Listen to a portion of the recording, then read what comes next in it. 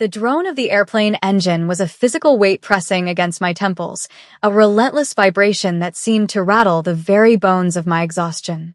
I shifted in the cramped economy seat, the stiff fabric of my denim jacket bunching uncomfortably around my arms, while the thin gray t-shirt underneath clung to my skin with the clammy residue of airport anxiety.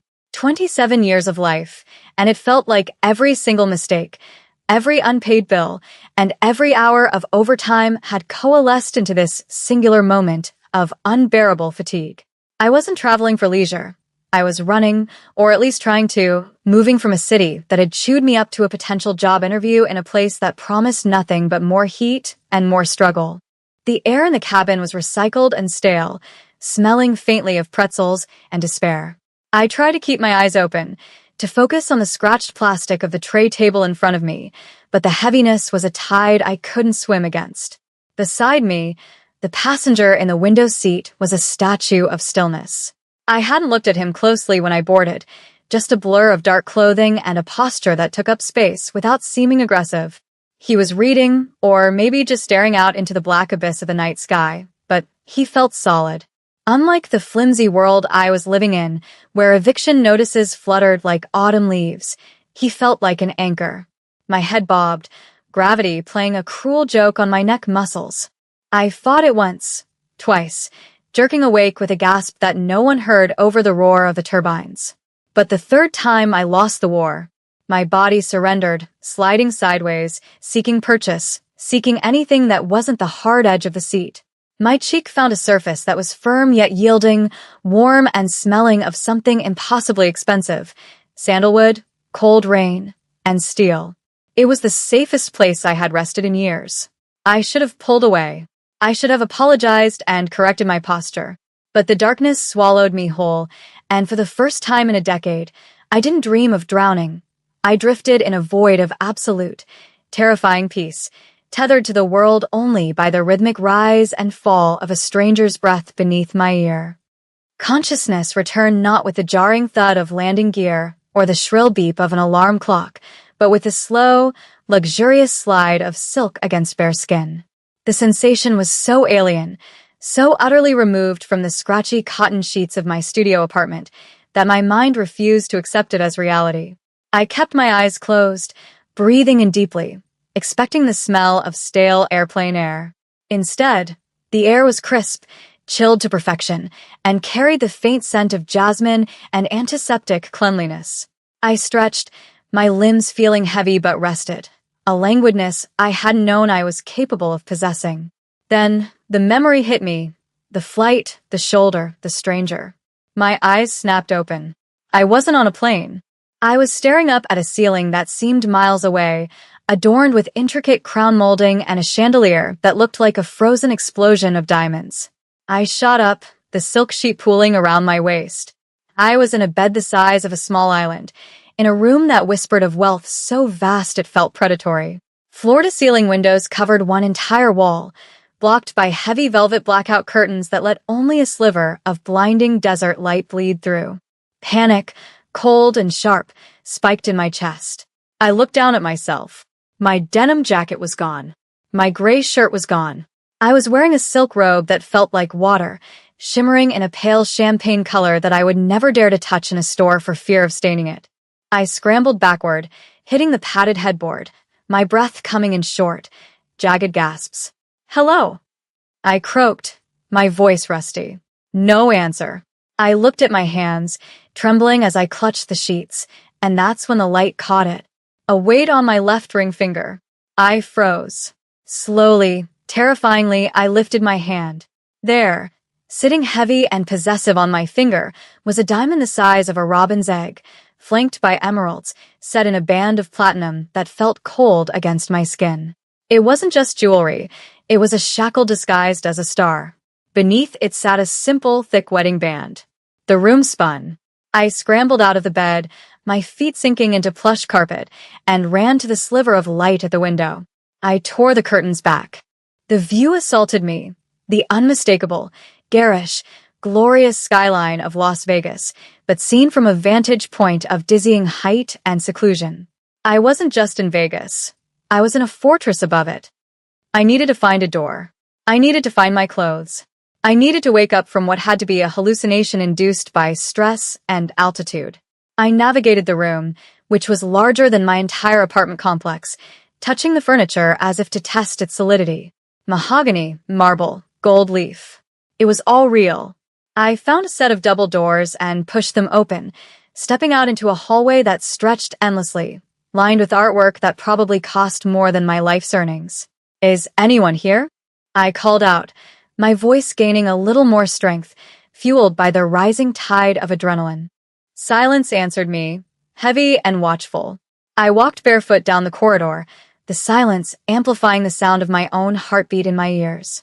I turned a corner and found myself on a mezzanine overlooking a sprawling living area.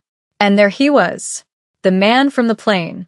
He was sitting on a leather sofa, his back to me, but I recognized the set of his shoulders, the same shoulders I had drooled on. But the context had shifted violently. On the plane, he had been a quiet traveler in a dark coat. Here, he was the center of gravity. He wore a crisp white dress shirt, sleeves rolled up to reveal forearms corded with muscle, and dark trousers. A glass of amber liquid sat on the table before him. He didn't turn around, but his voice drifted up to me, baritone and smooth, wrapping around me like smoke. "You slept for 14 hours, Imani." I was beginning to worry. He knew my name. The sound of it in his mouth felt like a violation and a caress all at once. I gripped the railing, my knuckles turning white. "Who are you?" I demanded, trying to project a toughness I didn't feel. "Where are my clothes? Why am I wearing this ring?"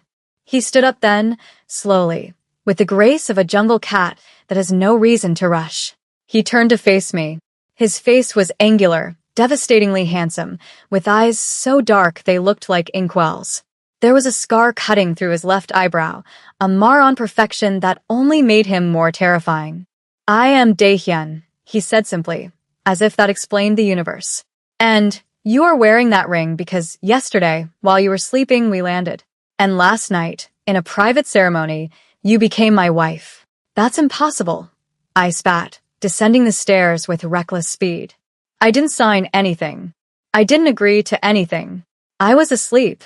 I reached the bottom of the stairs and marched toward him, stopping only when the sheer force of his presence hit me like a physical wall. He was taller than he had seemed sitting down, towering over me. He took a sip of his drink, his eyes tracking my every movement with an unsettling intensity. "You were asleep for the flight," Daehyun corrected, his tone maddeningly calm. "You were quite awake for the signing. Although you were." Heavily influenced by the exhaustion and perhaps the champagne, he set the glass down. "But the legality isn't your concern, Imani. The reality is he reached into his pocket and pulled out a folded piece of paper, tossing it onto the coffee table between us. It wasn't the marriage license. It was a bank statement. My bank statement. And next to it, the eviction notice I had stuffed into my jacket pocket. Imani, 27. No living family. $34,000 in student debt. $6,000 in credit card debt. 3 months behind on rent. He recited the numbers with a detached precision that made me feel naked. "I have cleared it," the words hung in the air. "All of it," I whispered, the fight draining out of me for a split second before the horror rushed back in. "I didn't ask you to do that." He stepped closer, invading my personal space, his scent, that sandalwood and rain, flooding my senses again. "No, you didn't." "But my wife cannot be in debt to anyone but me." He reached out, his fingers grazing my chin, tilting my face up. His touch was electric, sparking a shiver that I hated myself for feeling. "You are safe here. You are provided for. The world outside," he gestured vaguely to the windows, "was eating you alive. I have simply removed you from the menu."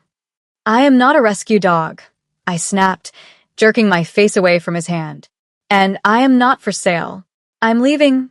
I turned on my heel, scanning the room for an exit. I saw the massive front doors, intricate wood carved with dragons, and made a break for them. My bare feet slapped against the cold marble. I expected him to chase me, to grab me, but he didn't move. I could feel his eyes on my back, watching, waiting. I reached the doors and grabbed the heavy brass handles, pulling with all my weight. They didn't budge. "Locked." I fumbled with the deadbolt, twisting it, and threw the door open. The heat of the Nevada desert hit me like a blast furnace. But it wasn't freedom. Standing at the bottom of the porch steps were two men in dark suits, their hands clasped in front of them, wearing earpieces. They looked at me with zero surprise. Beyond them, a wrought iron gate taller than the house itself surrounded the perimeter. "Let me pass," I ordered the guards, clutching the silk robe tighter around me. They didn't even blink. "Mrs. Kim." One of them nodded respectfully, but didn't move an inch. Mrs. Kim. The name felt like a slap. I turned back to the house. Dae-hyun was standing in the doorway, leaning against the frame, the sunlight casting long shadows across his face.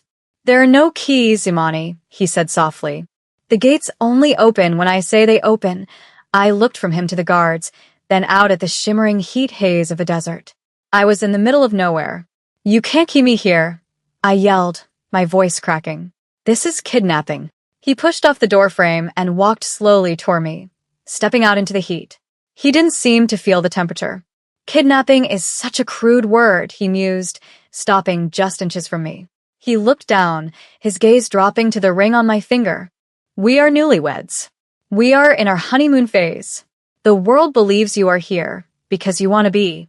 And in time, he reached out, taking my hand, his grip firm and unyielding, threading his fingers through mine so the diamond caught the sun, blinding me. "In time, you will realize that there is nowhere else you could possibly belong. I have bought your debts, Imani. I have bought your freedom. And now, I intend to collect on my investment." The look in his eyes wasn't just possessiveness. It was a terrifying, abyssal hunger. He wasn't just a rich man.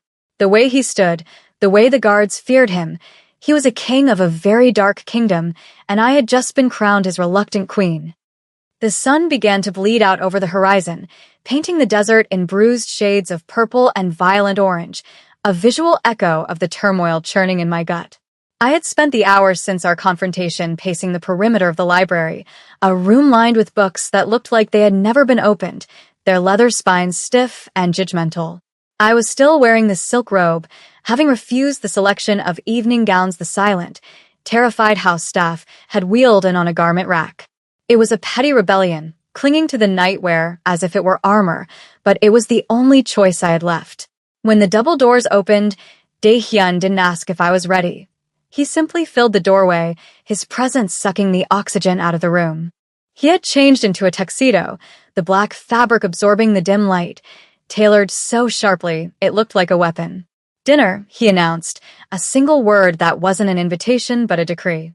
I wanted to scream, to throw one of the priceless Ming vases at his head, but my stomach betrayed me with a treacherous growl. I hadn't eaten since the pretzels on the plane. "I'm not dressing up for you," I said, crossing my arms over my chest, gripping my elbows until they hurt. Dae-hyun walked into the room, his stride eating up the distance between us. He stopped a foot away, close enough that I could feel the heat radiating from him, close enough to see the flecks of gold in his obsidian eyes. "Then don't," he murmured, his gaze dropping to where the robe cinched at my waist. "I prefer you in this. It reminds me of how you looked when I finally had you safe." He offered me his arm. "But you will eat. I did not bring you here to starve you, Imani. I brought you here to worship you." The word worship hung in the air, heavy and blasphemous. I hesitated, then took his arm. His muscles were hard as granite beneath the expensive cloth. As he led me to the dining room, I realized with a jolt of terrifying clarity that he wasn't keeping me here because he wanted a prisoner. He was keeping me because he was starving, too, and for some twisted reason, I was the only thing that could feed him. The dining room was a cavern of shadows and candlelight, the table long enough to seat 20, yet set only for 2 at the very end, creating an intimate island in a sea of emptiness. Servants materialized from the gloom, placing dishes of intricate, steaming food before vanishing like ghosts. It was Korean cuisine, but elevated to an art form. Galbi that smelled of smoke and sweetness, kimchi that glistened like rubies, delicate soups that swirled with steam. I picked up my chopsticks, my hands trembling slightly. "Why me?" I asked, the question breaking the silence that had settled over us like a heavy blanket. Out of all the women in the world, out of all the people on that plane, why me? Dae-hyun poured a glass of dark red wine, his movements deliberate and hypnotic. He didn't look at his food, he looked at me. You think we met on the plane, he said softly, a dark amusement curling the corner of his lip. You think it was chance. A tired girl, a convenient shoulder. He took a sip of wine, his eyes never leaving mine. I have been watching you for 6 months. Imani, the chopstick fell from my hand, clattering against the porcelain bowl. The sound was like a gunshot in the quiet room. 6 months. I whispered, horror rising in my throat. I was undercover, he continued, his voice calm, terrifyingly reasonable. My enemies were hunting me. I needed to disappear into the noise of the working class. I sat in your diner. I watched you work double shifts on a sprained ankle because you couldn't afford a day off. I watched you share your lunch with a homeless man outside the subway station when you barely had enough calories for yourself. He leaned forward, the candlelight dancing in his eyes, turning them into pools of fire. I saw a queen in rags. I saw a spirit that the world was trying to break, and I decided that the world was unworthy of you. I didn't steal you, Imani. I saved you. The admission should have made me run. It should have terrified me to my core, and it did. But beneath the fear, there was a treacherous, vibrating chord of recognition. I had spent my whole life being invisible, being a cog in a machine that ground me down for pennies. No one had ever seen me. And here sat a monster, a man of violence and shadows, who had watched me butter toast and wipe tables and seen something regal. You're insane, I breathed, pushing my chair back.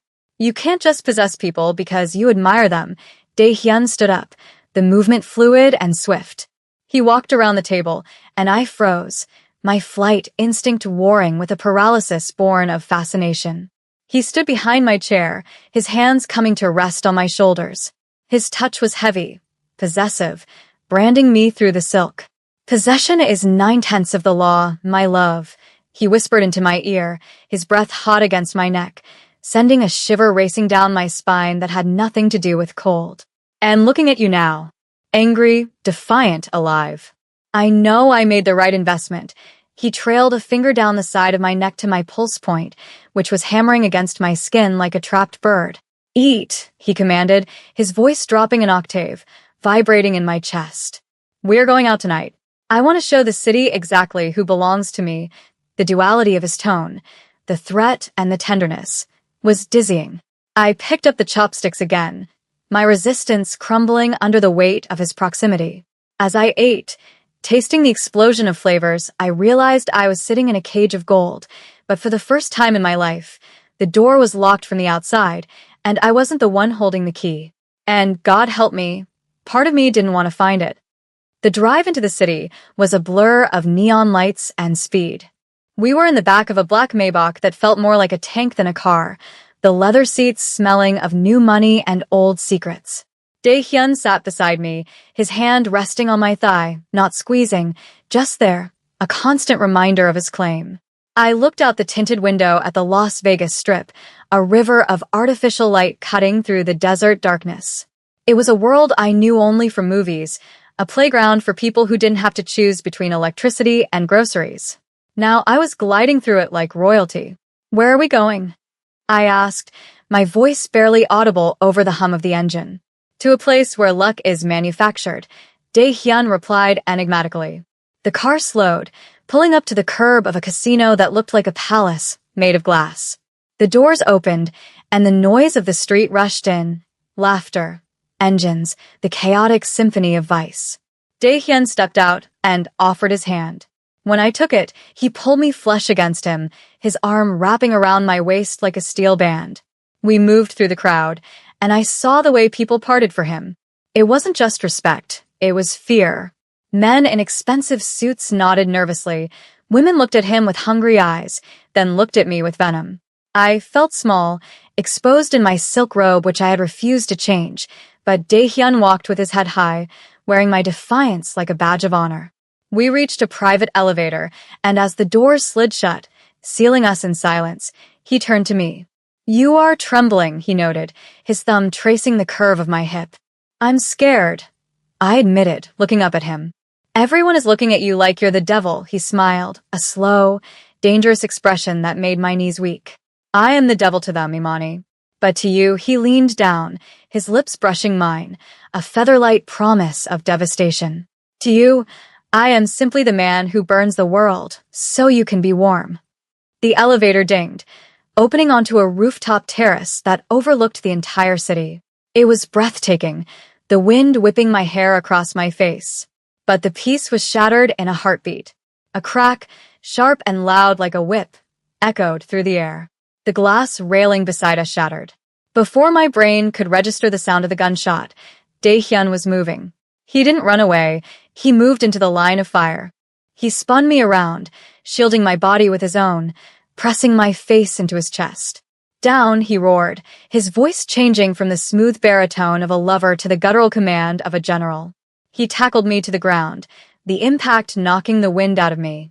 I lay on the cold concrete, the scent of his cologne mixing with the smell of ozone and fear.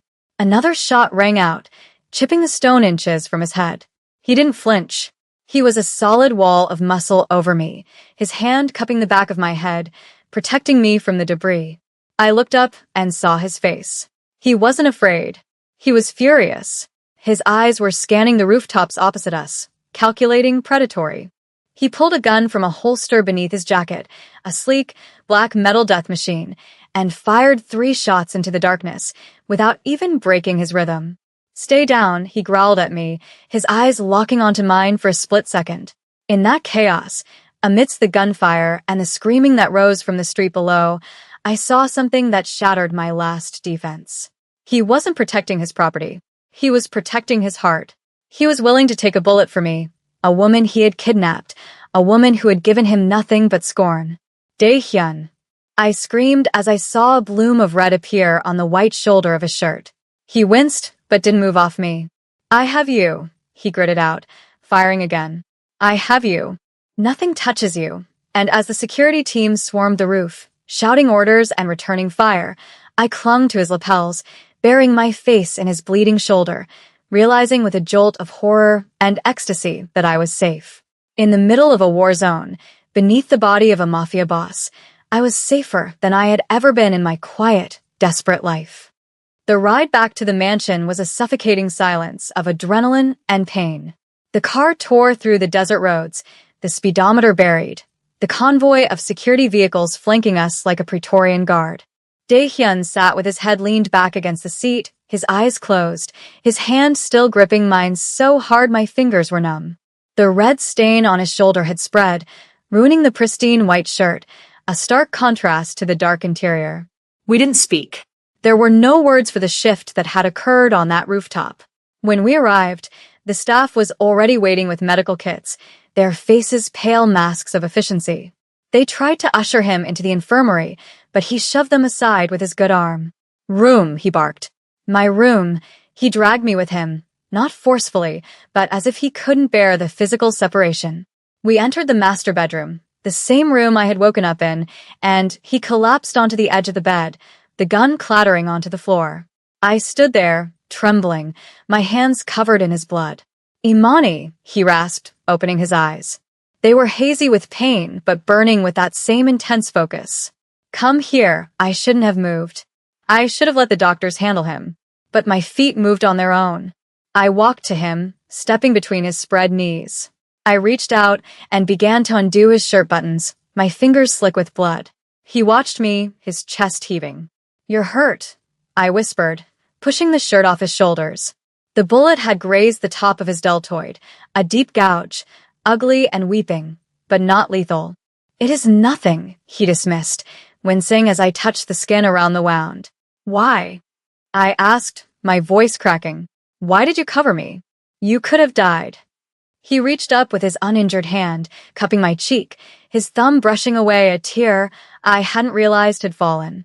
"I told you," he said, his voice rough with pain and something else, something raw and terrifyingly open. "Perception is truth.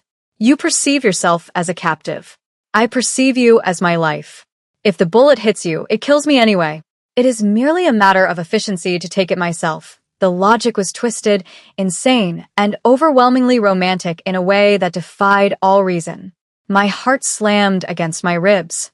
I looked at the wound, then up at his face, the sharp jaw, the dark eyes, the scar that suddenly seemed less like a mar and more like a testament to survival. I wasn't looking at a monster anymore. I was looking at a man who had built a fortress around himself and then torn down the gate for me. "You need to be cleaned," I said, my voice steadying. I walked to the bathroom, grabbed a warm towel and antiseptic, and returned. He sat still as I cleaned the wound, his muscles jumping under my touch, his breath hitching not from pain, but from the intimacy of it. When I finished, I didn't pull away. I stood there, my hands resting on his bare chest, feeling the heavy, rhythmic thud of his heart. It beat for me. "Imani," he groaned, his controls snapping. He pulled me down. I didn't resist. I landed in his lap, my arms going around his neck, careful of the wound. "You are reckless," I murmured against his lips. "I am devoted," he corrected. And then he kissed me. It wasn't gentle. It was a collision of souls, a desperate, starving claim that tasted of iron and expensive scotch and surrender. I kissed him back, pouring all my confusion, my fear, and my sudden, blinding realization of desire into it. I wasn't just falling asleep on his shoulder anymore. I was waking up to him. The morning light that filtered through the heavy velvet curtains was different this time. It wasn't an intrusion. It was a caress. I lay tangled in the silk sheets, my head resting on Daehyun's uninjured shoulder, his arm draped protectively over my waist, anchoring me to the bed and to him. The events of the last 24 hours played in my mind like a fever dream. The flight, the wedding, the shooting, the blood, the kiss. But the warmth of his skin against mine was undeniably real. He shifted, his breath stirring my hair, and I knew he was awake. "Regrets?" His voice was a low rumble, vibrating through his chest into my cheek. I traced the line of a tattoo on his pectoral muscle, a sprawling dragon in black ink. "I should have many," I admitted quietly. "I should be running for the door right now." I felt his muscles tense, his grip tightening instinctively. "But," he prompted, the single word laced with tension. "But I'm tired of running." I sighed, lifting my head to look at him. His hair was messy, his eyes unguarded for the first time. "I'm tired of fighting the world alone, Daehyun." You're a dangerous man. You're controlling. You're obsessive." I paused, letting a small smile touch my lips. "But yesterday, when those bullets were flying, it was the first time in my life I knew, with absolute certainty, that someone would catch me if I fell." Daehyun pushed himself up, ignoring the stiffness in his shoulder, and loomed over me. The power dynamic had shifted, though. He wasn't looking at me like a possession. He was looking at me like a miracle he was afraid would vanish. "I will always catch you," he vowed, the intensity in his eyes searing. "I told you, Imani, I have an empire. I have money that can burn a hole in the sky. But it was all just noise. Until I saw you. You are the silence in the chaos. You are the anchor." He reached for my hand, lifting it to kiss the ring that still sat heavy on my finger. "Stay with me. Not as a captive. Not as a debt to be paid. But as my wife. As my equal. Rule this chaos with me." I looked at the ring, the diamonds refracting the morning light into 1,000 rainbows.